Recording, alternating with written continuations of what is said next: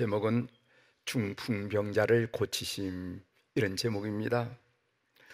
마가복음 설교 세 번째 시간입니다. 여러분들이 너무도 잘 아는 이야기죠. 그 내용이라고 생각합니다. 먼저 이 이야기의 내용을 말씀을 드리도록 하겠습니다. 예수님께서 다시 가버나움에 오셨다는 소문을 듣고 수많은 사람들이 모여들었습니다. 집 앞까지 아마 베드로의 장모의 집이 아니겠는가 추측을 하게 되는데, 집 앞까지 사람들이 가득 차서 사람이 용신할 수 없을 정도로 모여들었습니다. 4명의 친구들은 지붕을 뜯어 구멍을 내서 중풍병자가 눈 뜰 것을 예수님 앞에 내려놓았습니다. 예수님께서 그들의 믿음을 보시고 그 친구들의 믿음을 보시고 중풍병자에게 죄사함을 선포하셨습니다. 5절의 말씀이죠. 예수께서 그들의 믿음을 보시고 중풍병자에게 이르시되 작은 자야, 네 죄사함을 받았느니라. 중풍병자에 대한 예수님의 죄사함의 선언은 그곳에 참석한 서기관들의 심기를 몹시 불편하게 했습니다. 7절에 나오죠. 이 사람이 어찌 이렇게 말하는가? 신성모독이로다. 오직 하나님 한 분 외에는 누가 능히 죄를 사하겠느냐. 본문에 보면은 믿음과 치유의 이적 기사가 죄사함에 관한 논쟁 기사로 전환되었다가, 그리고 마침내 예수님을 죽이려고 하는 음모 기사로 발전하는 것을 보게 됩니다. 여러분, 마가는 초대 그리스도인들에게, 그리고 오늘 이 땅에 살아가고 있는 우리에게 무엇을 가르치고 싶어서 이 이야기를 기술했을까요? 이게 오늘 본문을 묵상하는 출발점이 되겠습니다. 단순히 재밌는 얘기거리를 우리들에게 소개한 것입니까? 아니지요. 여기에는 꼭 가르치고자 하는 교훈이 있습니다. 초대교회 성도들에게 가르치고 싶어 하는 교훈, 그리고 오늘 이 땅에 살아가는 우리들에게 가르치고자 하는 교훈이 있다는 거죠. 오늘 이 교훈을 여러분 마음속에 담아가는 귀한 시간이 되기를 바랍니다. 이야기 속의 등장인물들을 통하여 그 교훈을 살펴보고자 합니다. 오늘 이 이야기 속에는 먼저 무리들이 나옵니다. 권세 있는 가르침과 이적에 대한 소문을 듣고 많은 무리들이 예수님께 몰려들었습니다. 그리고 이들은 중풍병자가 고침을 받는 것을 보고 다음같이 하나님께 영광을 돌렸어요. 12절이죠. 그가 일어나 곧 상을 가지고 들 것을 가지고 모든 사람 앞에서 나아가거늘 그들이 다 놀라 하나님께 영광을 돌리며 이르되 우리가 이런 일을 도무지 보지 못하였더라 하더라. 우리가 인생을 살면서 나 60평생 살면서 70평생 살면서 80평생 살면서 이 땅에 살아가면서 이런 일은 도무지 보지 못하였다 하더라 하면서 하나님께 영광 돌리는 모습을 성경은 우리들에게 소개해주고 있습니다. 저는 이 설교를 준비하기 위하여 이 본문을 묵상하다 이런 생각이 들었어요. 우리가 이 표적을 읽고 해석하는 데 집중한 나머지 예수님이 그 당시 의술로는 고칠 수 없는 중풍병자를 고쳤다는 사실을 그냥 가볍게 지나치고 있지는 않은가 하는 그런 생각이었습니다. 이 표적을 읽는 우리도 그 당시의 무리들과 같이 들뜬 마음으로 이 놀라운 사실에 감탄하고 하나님께 찬양을 드려야 하지 않을까 하는 생각을 했다는 것입니다. 종교 사회학자인 로데니 스타크와 로저 핑크는 미국 기독교가 성장하는 과정을 사회학적으로 분석한 미국 종교 시장에서의 승자와 패자라는 그런 책을 출간했습니다. Winners and Losers in the American Religious Market. 종교를 마켓으로 봤어요. 종교 시장에서 미국 종교 시장에서의 승자와 패자, 이런 출판이에요. 이 책의 저자인 로드니 스타크와 로저 핑크는 1776년, 미국이 독립선언을 했다니까 1776년이죠. 1776년부터 1850년까지 미국의 주요 교단이었던 회중주의와 성공회가 침체하고 오히려 신흥교단이었던 감리교와 침리교가 급성장한 이유에 대해서 다양한 각도로 분석을 했습니다. 사역적 시선을 가지고 분석을 했어요. 그들이 제시한 다양한 원인 가운데 매우 중요한 핵심 요소가 하나 있는데, 그것은 뭐냐면은 바로 목회자들의 학력이었습니다. 그들 교회를 지도하고 설교하는 목회자들의 학력을 봐서요, 당시 미국의 주요 교단이었던 회중주의 목회자들은 95%가 대학 졸업생들이었는데, 반해 침례교 목회자는 11.5%가 대학을 졸업한 이들이었고, 그리고 감리교의 경우에는 거의 대학을 졸업한 사람이 없을 정도였다는 것입니다. 이 점에 대하여 로더니 스타크와 로저 핑커는 이렇게 평가를 했습니다. 미국의 하버드와 예일에서 공부하였던 회중주의 목회자들은 기독교의 진리를 사변적인 학문으로 전락시켰다.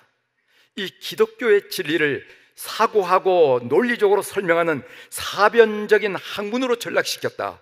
그와 반대로 감리교와 침례교 목회자들은 그들이 실제로 경험한 살아 역사하는 복음의 능력을 힘있게 선포하였다. 이게 교회의 침체와 성장의 이유였다는 것입니다. 공부를 많이 한 분들은요, 이 기독교의 성경적 진리를 사변적인 학문으로 전락시켰어. 그래서 교인들로 하여금 엔조이 시켰어. 야, 그 말씀에서 그런 해석이 나오네요. 그런 배경이 있었네요. 엔조이 했어요. 그러나 감리교 목회자들, 침례교 목회자들, 이런 분들은 어떻게 하냐면 그들이 만났던 복음의 능력을 힘있게 선포했다는 겁니다. 이것이 도전에 대해서 교회를 부흥시키는 요인이 되었다 하는 이야기입니다.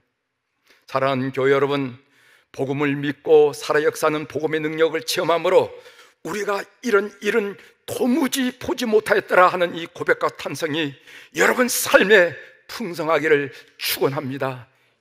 신앙생활을 했더니 이런 일이 일어나서 도무지 보지도 못한 일, 내가 60평생, 70평생, 80평생을 사는 동안에 도무지 체험하던 이 일이 내 삶에 일어났노라고, 이런 놀란 고백을 하는 우리 교우들이 되기를 주의 이름으로 축원합니다. 두 번째로 중풍병자를 데리고 온 네 친구가 있었습니다. 이 네 친구들은 자기들의 문제가 아님에도 불구하고 중풍병자를 고쳐주기 위하여 주봉을 뜯는 저돌적이고 무모한 행동을 했습니다.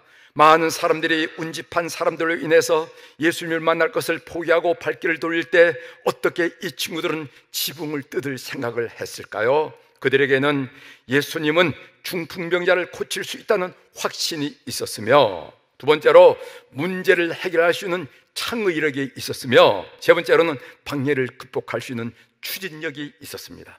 오늘 제가 여러분들에게 소개하는 확신, 창의력, 이 추진력, 이 모든 것은 믿음으로부터 나온 것입니다. 예수 그리스도를 믿는 믿음으로부터 그들 속에 확신이 들어왔고, 그들 속에 창의력이, 그들 속에 추진력이 생겼던 것입니다. 그 결과 문둥병자를 고치는 역사를 그 친구들은 경험했던 것입니다. 그렇습니다. 예수님을 고칠 수 있다라는 믿음이 없었다면 어떻게 이런 행동을 할 수 있었겠어요? 남의 지붕을 뜯을 수 있었겠습니까?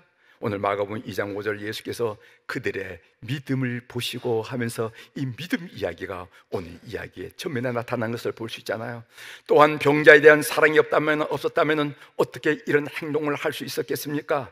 참된 사랑은요, 두려움을 내어쫓습니다. 우리도 많이 경험했죠. 그 사랑이 뜨거우면요, 두려움을 내어쫓습니다. 그래서 요한 1서 4장 18절에 보면은 사랑 안에 두려움이 없고 온전한 사랑이 두려움을 내쫓나니 하는 말씀이 있습니다. 우리 마음속에 사랑이 있으면요, 사람의 시선, 사람의 평가, 사람의 모든 것에 두려워하지 않고 그 일을 수행할 수 있다는 것을 우리가 신앙 경험을 통해서 많이 확인했습니다.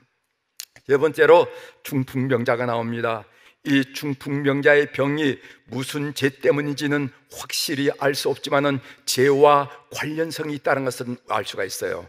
오늘 5절에 보면은 예수께서 그들의 믿음을 보시고 중풍병자에게 이르시되 작은 자야 내 죄 사함을 받았느니라 하면서 병자를 향해서 우리 주님께서 죄 문제를 거론하는 것을 우리가 보게 됩니다. 확실히 죄는 인간을 황폐화시키는 무서운 원인입니다. 그래서 인간이 누릴 가장 큰 행복은 죄 사함을 받을 때 온다는 것이에요. 여러분, 시편 32편은 다윗의 고백인데 시편 32편 1절에 보면은 허물의 사함을 받고 자신의 죄가 가려진 자는 복이 있도다. 이 복은 행복, 해피니스를 말하는데, 허물의 사함을 받고 자신의 죄가 가려진 자는 복이 있도다. 여기서 다윗은 행복이란 단어를 사용하는 것을 우리가 성경을 통해서 확인할 수가 있습니다. 다윗은 사울 왕의 뒤를 이어서 왕권을 차지했을 때에도, 변방을 정복하고 평정하여 조공이 주를 이을 때에도, 아들들을 낳아서 앞이 든든할 때에도 행복하다라는 말을 사용하지 않았습니다. 그런 다윗이 죄 사함을 받고서야 비로소 행복하다라고 고백하는 것을 성경을 통해서 볼 수가 있어요. 예수님은 병의 치유보다 죄의 용서를 먼저 선언하셨습니다. 치유와 번영보다 더 중요한 것은 죄의 용서와 구원임을 믿는 교우들이 되길 바랍니다. 우리가 때로는 치유를 원하고 때로는 우리 가정의 번성을 원하지만, 치유보다 번성보다 더 중요한 것은, 더 우선적인 것은 뭐냐? 죄 용서 받는 것과 구원 받는 것이라는 것을 우리 성도들이 놓쳐서는 안 된다는 것입니다. 여기서 우리는 잠깐 이 질병과 죄의 관련성을 좀 살펴보려고 합니다. 오늘 본문에 보면은 중풍병자의 질병은 죄와 관련이 있음을 우리에게 암시해주고 있잖아요. 5절에 보면은 예수께서 그들의 믿음을 보시고 중풍병자에게 이르시되 작은 자야 내 죄 사함을 받았느니라 하시니, 성경에 보면은 질병은 죄와 관련이 있다는 말씀이 많이 나옵니다. 시편 41편 4절에 보면은 내가 말하기를 여호와여 내게 은혜를 베푸소서, 내가 주께 범죄하였사오니 나를 고치소서 하였나이다. 범죄와 고침. 그 다음에 시편 103편 3절에 보면은 그가 내 모든 죄악을 사하시며 내 모든 병을 고치시며, 죄악을 산다, 병을 고치신다 한 말이 연결되어 있는 것을 보게 됩니다. 그러니까 성경은 질병은 죄와 관련이 있다고 말하고 있는 것입니다. 그렇다면은 모든 질병이 죄의 결과입니까? 그렇지는 않습니다. 이 문제 때문에 힘들어하는 분들이 여러분 이렇게 많이 있어요. 보면은요, 내가 육신적으로 질병 때문에도 힘들지만은, 그러나 이 질병이 죄와 연관이 된다면 하면서 영적인 고통을 느끼는 분들이 많다는 겁니다. 그래서 제가 여러분들에게 특별히 설명을 드리는 것입니다. 요한복음 9장에 보면은 예수님께서 날 때부터 맹인된 사람을 고치신 사건이 나옵니다. 제자들이 예수님께 묻지요. 라비여, 이 사람이 맹인이 된 것은, 맹인으로 난 것은 누구의 죄로 인함이니까? 자기니까? 그의 부모니까? 하고 제자들이 예수님께 물었어요. 그때 예수님이 이렇게 대답하십니다. 요한복음 9장 3절입니다. 예수께서 대답하시되 이 사람이나 그 부모의 죄로 인한 것이 아니라 그에게서 하나님이 하시는 일을 나타내고자 하심이라, 이렇게 말씀하셨어요. 이 말씀은 모든 질병은 죄 때문이 아니라는 것이죠. 조금 더 설명을 해보겠습니다. 우리 육체의 건강에 있어서 물과 공기가 대단히 중요합니다. 그래서 건강을 위해서 시골에 내려가서 맑은 물을 마시고, 그리고 맑은 공기를 취하려고 하는 사람들이 많이 있잖아요. 그런데 우리 인간의 탐욕으로 말미암아 하나님이 주신 자연이 난개발되어서 공기와 물이 오염되고 말았습니다. 이 질병이란 이런 오염된 물과 공기에 대한 우리 육체의 반응일 뿐이에요.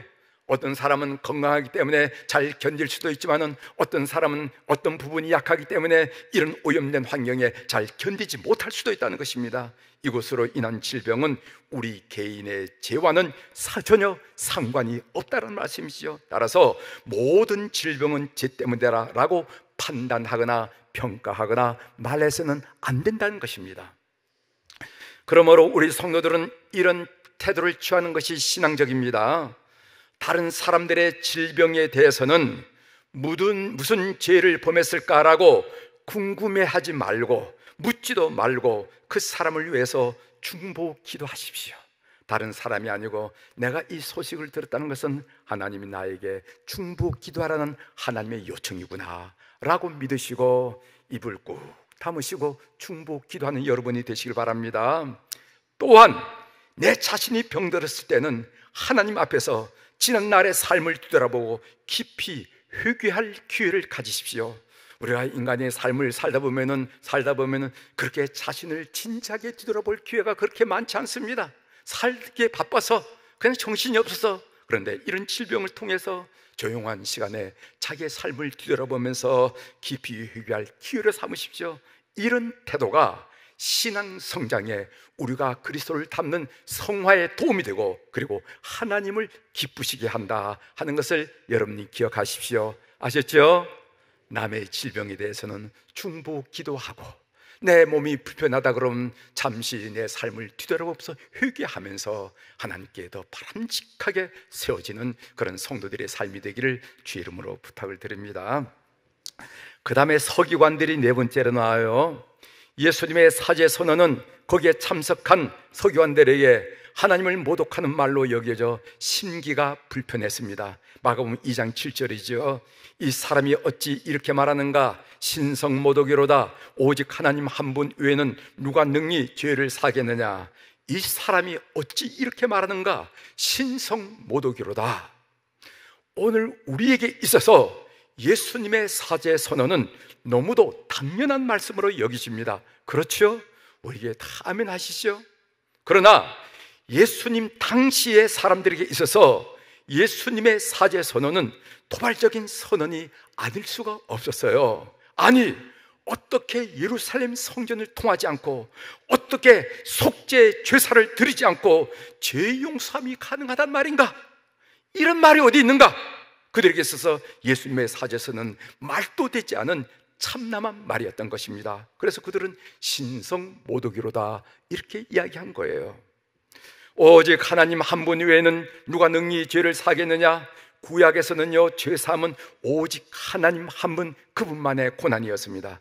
사무엘하 12장 13절에 보면요, 다윗이 나단에게 이르되 내가 여호와께 죄를 범하였노라 하매 나단이 다윗에게 말하되 여호와께서도 당신의 죄를 사하셨나니 당신이 죽지 아니하려거니와. 여호와께서 당신의 죄를 사하시더라. 시편 130편 4절에 보면은 그러나 사유하심이 주께, 이건 하나님이죠, 하나님께 있음은 하나님을 경유하게 하심이니이다. 사유하심이 하나님께 있다고 그랬어요. 이사야서 43장 25절에 보면은 나곧 나는 나를 위하여 내 허물을 도말한 자니 내 죄를 기억하지 아니하리라. 여기서 나란 것은 하나님을 말합니다. 하나님은 하나님을 위하여 인간의 허물을 도말한다고 했어요. 하나님만이 인간의 허물을 도말하는 존재라는 것입니다. 그런데 예수님은 죄 사함을 선언하시고 선포하심으로써 자신이 메시아이심을 밝히신 것입니다. 오직 하나님 한 분 외에는 누가 능히 죄를 사겠느냐? 맞습니다. 하나님이신 예수님만이 죄를 살 수가 있습니다.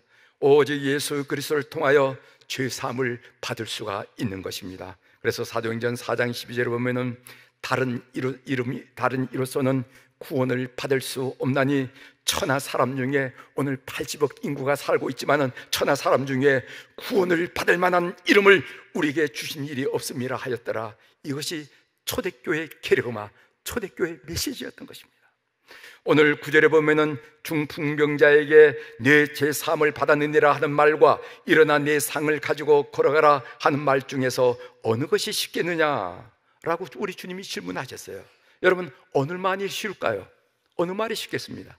내 제사함을 받았느니라 하는 말은 보이지 않는 영적인 일이니까 말하기가 쉽지 않았을까요? 그 말을 현장에서 검증할 수 없었을 테니까. 반면 일어나 내 상을 가지고 걸어가라 라는 말은 눈에 보이는 당장 들통이 나는 일이니까 말하기가 어렵지 않았을까요?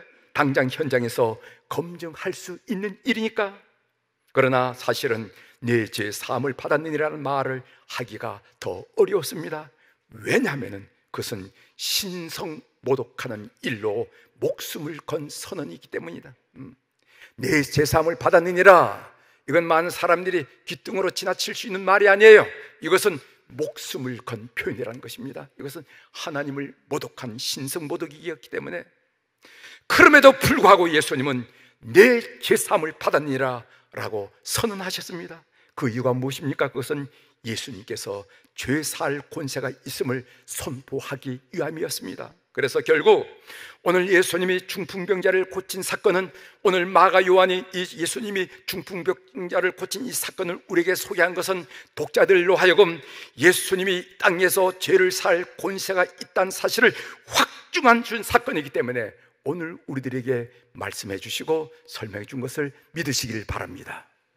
예수님이 이 땅에서 우리의 죄를 사실 메시아시다, 이 사실을 분명하게 똑똑하게 선포하기 위해서 마가 요한은 이 말씀을 우리에게 기록해 주셨습니다.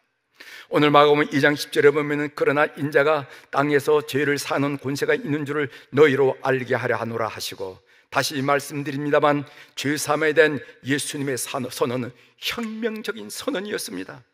예루살렘 성전 없이도, 속죄제사 없이도 이제는 예수님을 믿음으로 죄사함을 받을 수 있다는 것입니다. 염소와 송아지 피가 아니라 예수님의 피로 속죄함을 얻을 수 있다는 것입니다. 이것이 사도들의 고백이었고 마가 요한의 고백이었고 또 우리의 고백입니다. 교회는 우리에게 죄사함을 주시는 예수 그리스도를 전해야 됩니다. 결코 다른 것들로 이것을 대체해서는 안 된다는 거예요. 이상과 같이 본문을 정리합니다. 제가 본문을 묵상하면서 이 네 사람의 친구들, 이 장애인, 이 중풍병자의 친구들, 장애물을 뚫고 중풍병자 친구를 예수님께 데려와 고쳤다는 사실이 저에게 엄청난 도전이 되었습니다. 여러분 생각해 보십시오. 여기까지 중풍병자 친구를 들것으로 메고 왔지만은 운집한 사람들 때문에 그냥 돌아갔다고 해서 그들을 나무랄 사람은 아무도 없었을 것입니다. 이만하면은 친구로서 할 도리를 했다고, 여기서 안 되는 것은 당신의 운명이라고, 당신의 운이 다 닿았다고 아마 이렇게 말할 수 있을 거예요. 남의 집 지붕을 뜯고 그리고 들것을 내리면은 나중에 보상을 해줘야 할 텐데 너무 큰 희생을 치른다고 스스로 자유하면서 돌아갈 수 있었을 것입니다. 그런데 그들은 달랐다는 거예요. 그들에게는 우리와 다른 믿음이 있었습니다. 예수님이 바로 이런 믿음을 칭찬하시는 것을 본문을 통해서 볼 수가 있습니다. 5절에 보면은 예수께서 그들의 믿음을 보시고 중풍병자에게 이르시되 작은 자야 내 죄 사함을 받았느니라 하면서 그들의 믿음을 보시고, 어떤 믿음입니까? 어떤 믿음입니까? 친구의 아픔을 자신의 아픔으로 여기고 장애물을 뚫고 예수님께 나아가는 믿음, 이 믿음이 친구들의 믿음이었고, 이 믿음이 너무도 귀하고 소중해서 우리 주님께서 그 친구들의 믿음을 보시고 이 병든 자를 일으켜 세운 사건을 오늘 성령이 소개하고 있습니다. 이것이 이 시대 그리고 오늘 우리들에게 요구되는 믿음이라고 저는 믿습니다. 친구의 아픔을 자신들의 아픔으로 여기고 장애물을 뚫고 예수님께 나아가는 믿음. 제가 가끔씩 여러분들에게 소개해드린 말씀이지만은 다시 설교를 준비하면서 그 생각이 나서 여러분들이 이 말씀을 소개해드리려고 합니다. 제가 초등학교 5학년 때 초가집 시골 교회에서 수요 예배를 드릴 때였습니다. 지금은 초가집 교회가 없지만은 옛날엔 초가집 교회가 있었어요. 초가집 교회가 그 시골 수요 예배를 드릴 때였습니다. 예배가 끝날 즈음에 한 아주머니가 급히 전도사님을 찾았습니다. 그 아주머니는 교회에 다니는 분이 아니었는데도 다급한 일이 생기니까 전도사님께 도움을 요청하러 왔습니다. 그 당시 우리 교회는 김요옥이라는 여자 전도사님이 선교에 있었습니다. 전도사님은 급히 예배를 마치고 교우들과 함께 양지 마을로 갔습니다. 혹시 시간 있는 분들 저와 함께 가서 기도합시다. 그랬더니까 한 6, 7명이 따라갔어요. 저도 따라갔습니다. 김말기라는 이름의 여자아이가 고열로 의식을 잃은 채 아랫목에 누워 있었습니다. 저도 의식이 없고 흔들어도 의식이 없고 숨은 쉬는 것 같은데 의식이 없어요. 찬송을 부르고 함께 통성으로 기도를 했습니다. 기도하다가 천성을 부르고 찬송하다가 기도하기를 거듭 했습니다. 그 저녁 시간 한 7, 8시, 9시간 들어갔는데 새벽까지 하다 보니까 그렇게 됐죠. 새벽녘이 되어서 창호지 문이 혼이 밝아오자 아이는 눈을 뜨고 엄마 배고파라고 말을 했습니다. 아이가 제 정신이 든 것입니다. 지금도 그때 우리 김유옥 전사님이 의식을 잃은 아이를 안고 간절히 기도하는 모습이 눈에 선합니다. 내 자식이 의식을 잃은 것처럼 실성한 엄마처럼 아이를 안고 간절히 기도하던 모습이 지워지지 않아요. 남의 아픔을 내 아픔으로 여기고 밤을 지새워 주님께 메어 달리는 믿음, 저래야 되는구나. 저것이 바로 성도의 모습이구나. 저것이 바로 목자의 모습이구나. 많이 마음속에 아려새겨진 어린 시절의 사건이었습니다. 이런 중풍병자의 친구들의 믿음을 우리에게 주옵소서. 우리의 이기적인 믿음을 용서하여 주옵소서.